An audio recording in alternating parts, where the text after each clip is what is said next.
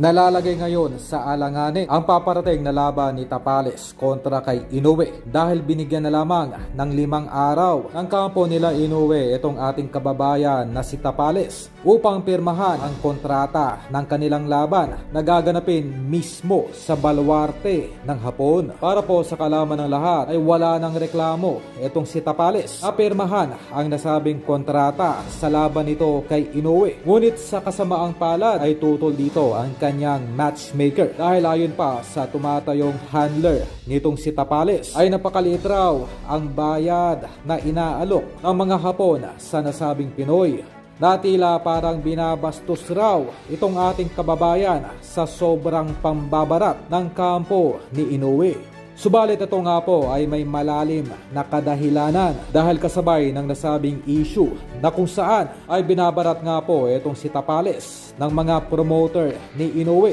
ay pinag-utos na rin ang American promoter na si Aro sa pamunuan ng WBO na gawing second option agad itong si Casimero sa oras na umayaw sa laban itong kampo ni Tapales. Kaya kumakalat ngayon ang usap-usapan na sinasadyang baratin ni Lolo Arum ang kampo ni Tapales dahil hindi nga raw ito natutuwa sa kinakasang laban ng kanyang alaga sa nasabing Pinoy. Ang magkadismaya nitong si Arum ay natural lamang dahil isang tusong negosyante ang nasabing promoter na walang ibang prioridad kundi kumita sa bawat laban. At alam ni Arum na paniguradong wala naman itong kikitain kay Tapales kabalikaran sa potensyal na malaking kikitain nito sa oras na may kasa ang labang Inoue Casimero na pinananabikan at inaabangan di lamang sa Asia na kung saan ay pumapayag na itong si Inoue dahil ito lang ang magiging daan